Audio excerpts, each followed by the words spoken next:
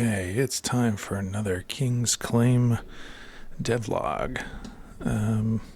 So this one maybe will be a little bit on the short side.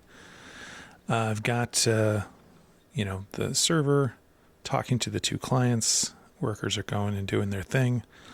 And I'm kind of at a decision-making point, or a little bit of one, where I can either I can focus on fixing the strategy around how jobs are assigned from the different AI players. Because right now it just seems really random and kind of a mess. They're just building walls kind of wherever, and they're not actually enclosing territory in order to take over more space. That's one path. That would involve focusing more on the algorithmic stuff on the back end around the AI. The second thing, which I think is actually going to be a little more pressing and what I want to spend my time on in this devlog, is I want to enhance this debug tool just a little bit. I want to add a filter, like a text input here, where I can put a regular expression in and filter the log that's coming in and only show, like a subset of the messages.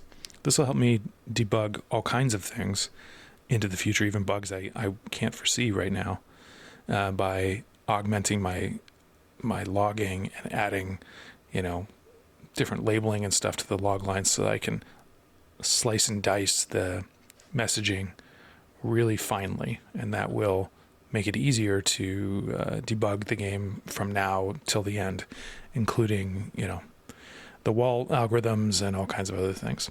I can basically put all kinds of debug information into the log and then filter both the front end and the back end side to see what's going on. And I think that'll be really powerful. So I'm not so much worried. In case you were wondering, why don't I fix the obvious bugs in how the workers are behaving? It's because the approach I'm trying to take basically is focusing on these pieces, having the players arrive to the website, start a game, which talks to the Rails backend and spawns a new game instance, then sending that information back to the players, which then moves them into the game. So they're talking to the game server. And these are the kind of the big picture things. And I'm missing the actual handoff where the player comes to the website and the Rails server is the thing that does the spawning of the game. Right now, I'm actually just starting the game server by hand still. And I want to get that handoff working. But let's add this debug thing first, and then probably the next devlog, I'll finish this rectangle of functionality here, where the Rails server will become responsible for actually kicking off the background stuff. And I'm curious. If I just start this back up, will they reconnect automatically? No. Okay. Thought maybe they would, but that's okay, actually, because the game state is totally lost as well. So anyway, all right. So let's get the AI agent to add a text field input here that accepts a regular expression, and then using JavaScript on the front end will basically filter down this log stuff. Let me make sure I don't have any uncommitted code. Okay, so I'm still on this T014C branch. Let me look at the to-do file, and okay, the AI thinks it's all done, so I'm just going to clear out. Yeah, going to clear out that entire task. And this stuff, wait, it marked this as done as well. Did it implement the broadcast ID from the last one? All right, 1 second. Let me go take a look at this, make sure it didn't already do this. Broadcast app server. Let's see if broadcast is mentioned anywhere in the back end. Well, it's this old parameter, but I don't see. Okay, I don't think it's doing a message ID. Let's double check. No. Okay, so I think T014B is probably not actually done. So let me clarify that as well with the AI agent. To do, and I'm going to switch back to main. I'm going to merge. Oh, sorry. T014C done. Merge T014C. And do I? Okay, and I can also delete this branch.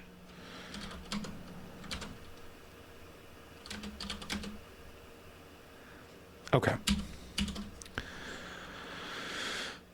This was great. I'm going to go back to talking to the AI here. T014C looks like it's done. I've removed it. Misspelling. Removed it from the to-do file. I've merged the code into main and pushed the latest version of the main branch.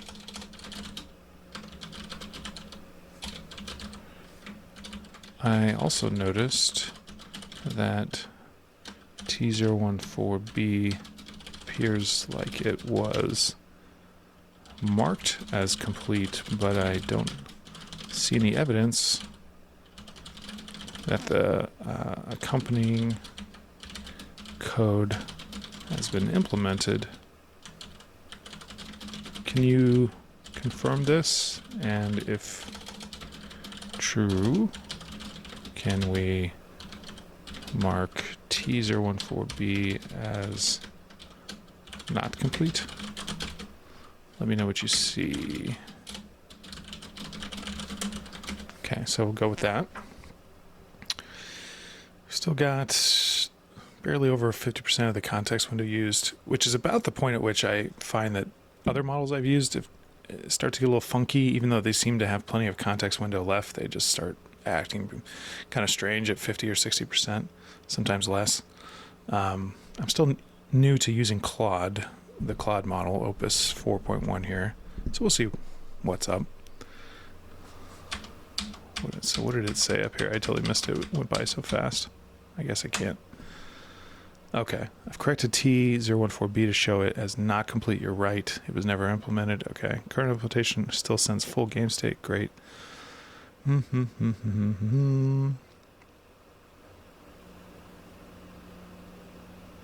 Okay, cool.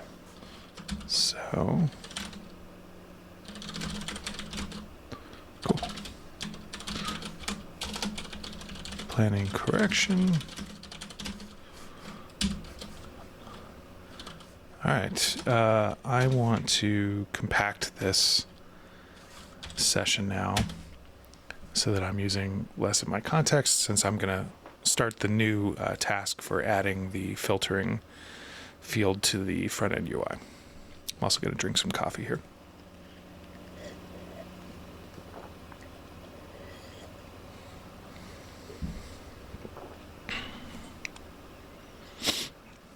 If you've never seen session compaction before, what it's doing is it basically just summarizes everything in the session, and then, oh, it didn't actually reduce the context very far. That's interesting. But what it does, it summarizes what was done in the session, and then it just uses fewer input tokens going forward, and then it'll grow again a little bit, and then you compact it again, and you can just kind of rinse and repeat as much as you need, or start a completely new session with open code. All right. Before we do network optimization, I want you to first add a text input field to the WebSocket test page. It should accept a regular expression.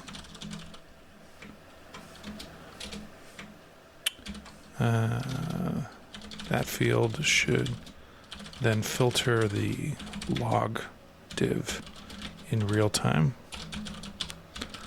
while keeping the live scrolling going. Please write up a plan for this in to do as a new task for my review. So the end result is we'll get another field somewhere on this page. I hope it's going to be maybe in this box under debug controls or something, or maybe immediately below here. We'll see. Yeah, we'll see what's what. Okay, T014D. I don't know why it won't just use T020 or something. You know, I don't know why it's so hung up on doing A, B, C, D. That's funny. All right, add a regex log filtering to WebSocket test page. Add text input field above the log div. That's exactly where I wanted it anyway. For entering regular expressions. Add event listener to filter log entries in real time as user types. Implement filtering logic that compiles the entered string into a JavaScript regex with error handling, shows only log entries matching the regex, preserves the original log entries in memory for refiltering. Yes, yes, yes. So that's great. So what that means is the entire logs, all of the logs, will actually be in the browser's memory, but it will only visually show the ones that match the filter. Maintains auto scroll.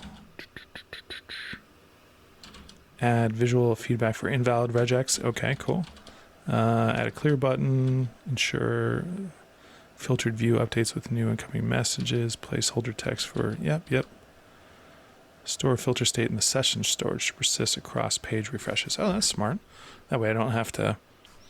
That's actually helpful because then I could, in both clients, I could actually put the regex in one of these, watch that the filterings work, and then refresh the other page, and it should pick it up automatically, I think.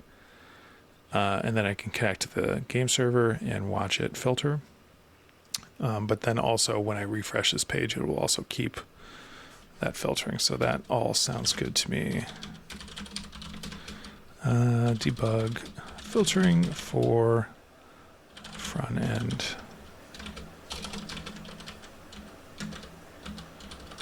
Planning. All right.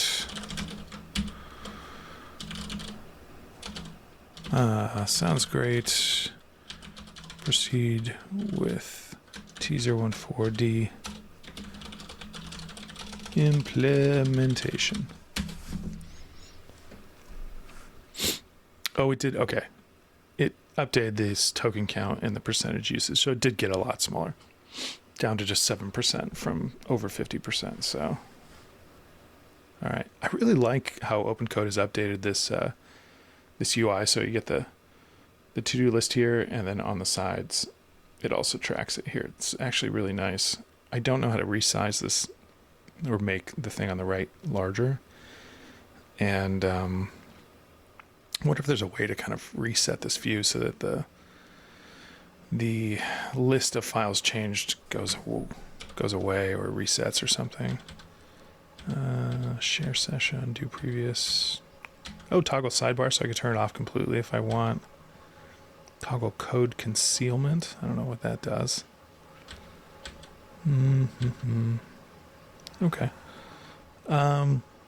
Okay, so it doesn't really look like there's a way to reset the right side without just starting a totally new session. You can turn the sidebar on and off with Control X B, it looks like. But whatever, I will just not mess with that right now. Let's see what it does with this div, this filtering logic. Okay, so it looks like it probably added the div, or the input field. I'm guessing, yep, right there. Now it's even tinier, which is maybe not great, but it's all right. And now it's going to apply whatever I put in here to the actual log filtering logic. And looks like we're probably I don't know, somewhat close to done here. I mean, this is a lot of micro sub-steps, but it probably won't take very long to implement.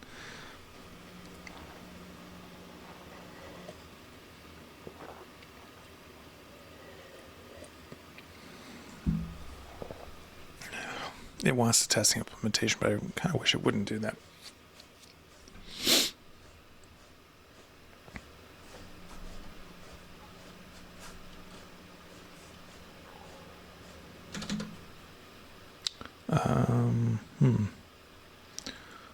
Some notes for the future.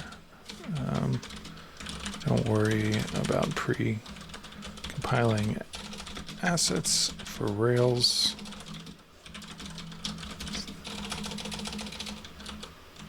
That can actually lead to some caching bugs. Don't worry about manually testing. For the most part, I want you to leave that to me. So if you think the implementation is ready, I'll test it myself now. So I wanted to stop it from, it probably would have been okay, but like, yeah, I just don't want it to get too far ahead of itself. All right, so it's committing the changes.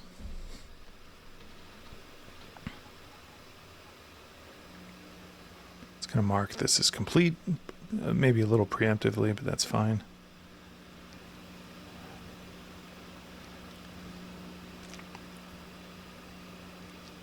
Okay, so it's going to commit that change to the to-do file.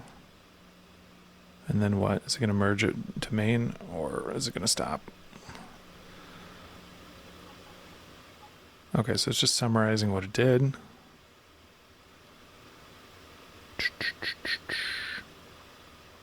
It's great that it gives me some examples to actually try. That's cool. Okay, cool. So let's test it. Let's run a server. And we'll refresh this. And we will connect. Let's actually take one of the examples. Let's say I only want to see the ping pong messages, like the keep alive stuff. Is that valid regex, or do I have to surround that with parentheses? I don't know. I should store that in session storage according to what it said. So if I refresh this, it might say ping pong automatically on the right side. Maybe? Yeah, maybe not. Filter active, 0 of 1 entry shown. Oh, that's cool. I like that it added like a count. That's cool. All right. So anyway, our filter's in there. I like that it says filter active. I don't know. It feels like it's kind of confirming that it did what it did. Hopefully that's not just BS. Let's connect. We got our connection, player connected message. Log should continue to be empty except for the ping pong messages, which will come about once every, I don't know, a few seconds, I guess. And let's do connect on the other side so the game should kick off. And yeah, that seems to be working. We got more ping pong messages on player 1 because I connected earlier. But then if I clear this, yep, all my messages are there. Okay.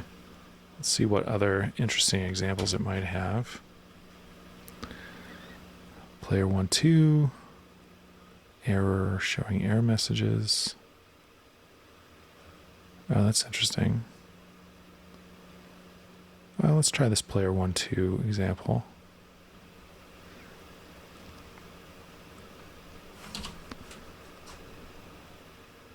Oh, assigned as player 1.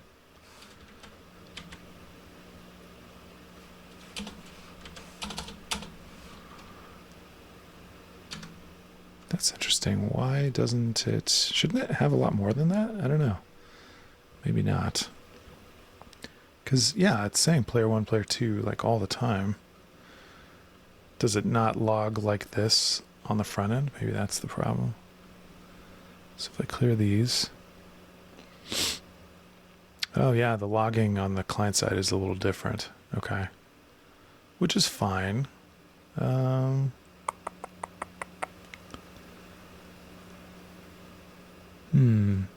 Okay.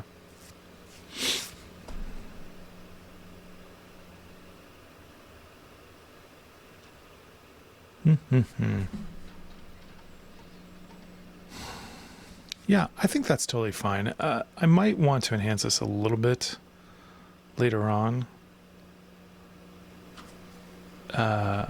It's clearly working basically the way I asked. I'm only hesitating because I'm just wondering if there's more to this or if this is really all I need. It might be all I need, frankly. Okay, I'm going to have it add one more thing, though. I'm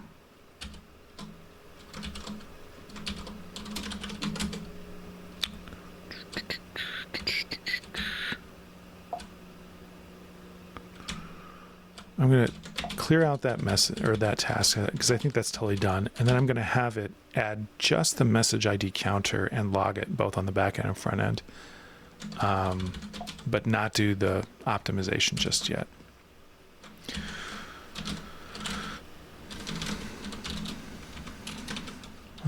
Let's see, planning cleanup. So I deleted that message. Oops. Main 014D. T014D.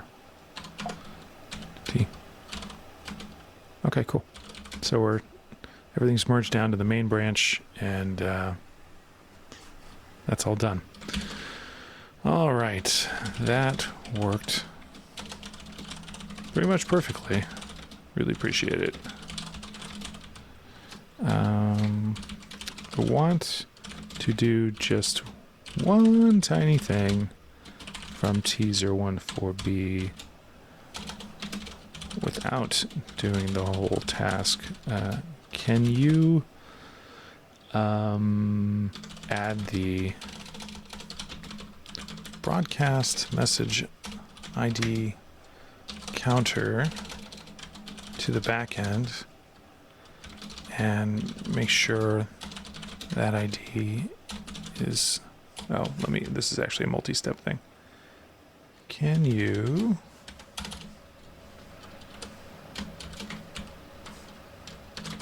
add the broadcast message ID counter to the back end?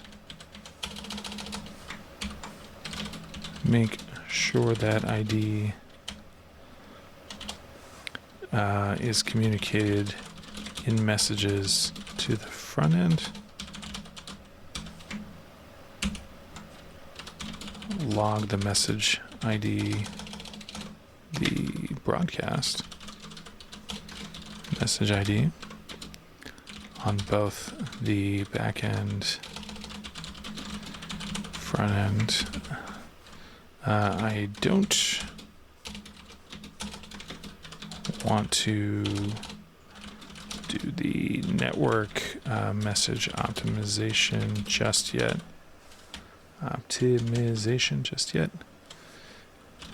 But I do think that the message IDs would be helpful to have in the short term. All right, so let's have it do that. Cool. And then I think I will stop this devlog here, just by improving these this logging and debugging stuff. And then next devlog, what I'm going to focus on is trying to get this handoff working so that I have a single page to go to as a player to click a button to join a game. And what it will do is actually spawn the game and have the Rails server spawn the game server rather than me doing it. And then communicate back to the player the URL of the WebSocket server that it should connect to for the game, so that then the handoff is seamless, and then when the game is over, it should send the player back to the home page. And since there's no way for the game to end right now, there's no logic to determine who won or anything, what I will do is I will just tell the AI agent that for now, what the WebSocket, the game server, should do is run for something like, I don't know, 1,000 ticks or something, and then just automatically close the game. And that way we can test all 4 of these. We have this total loop and everything's basically working. And once that's all working, then I can start working on fixing the bugs in the actual game logic and taking over land and all that stuff. So let's just see if this finishes up. Oh, and I think it just finished up. Okay, so it says that it added the broadcast message ID. Pretty much says it did what I asked it to do. And yeah, so it even created a branch that's like not tied to a specific task ID. It just did this one kind of narrow thing.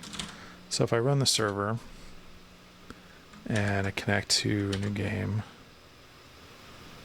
then I should see the broadcast message ID on the front end and the back end. Okay, yeah, and it's counting up, and that's good. Let's see. It looks like, yeah, so it's logging both that it sent it to player 1 and player 2, but this is basically the same message to both. So you see how it only increments after sending it to both. That's what I want it to do. That's perfect. And then let's make sure that message ID is on the front end. It is. And in the logs, broadcast game state message ID. Okay. And here, I think it's just called message ID, which is fine. Totally fine. Let's make sure that the message IDs match. So the last message ID sent here is 415. So 415 should be the last one here. Yep. And there shouldn't be any reason that this one's any different. Okay, perfect. Yeah, so I think that pretty much wraps that up. Seems to work perfectly. Merge this into the main branch and await my next instruction.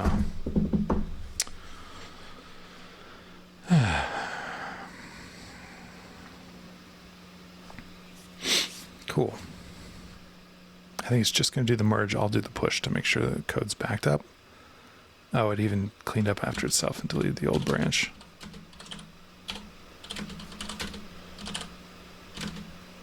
Yeah, I did the push. Okay, cool. So that's pretty much the end of this devlog. Next devlog, I will, I've already forgotten what I'm going to do. I'm going to focus on the handoff so that right now I'm manually starting the game server and I'm manually connecting directly from here to here. So it's really just this bottom section that's working right now. We need a home page that is served from the Rails server, and that I click like join game or something.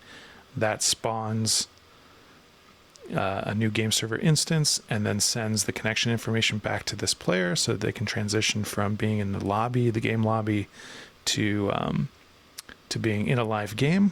Then I will have the game server run for 1,000 ticks, or maybe less, maybe 100 ticks, something really short.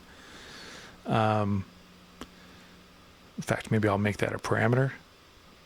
And then when the game is over, I will have the game server send the some kind of summary message back to the player and send them back to the home page, where the player will then get the summary of the most recent game and be able to join another game. And so the loop shall be complete at that point, hopefully. So thanks for watching, and I'll see you in the next devlog.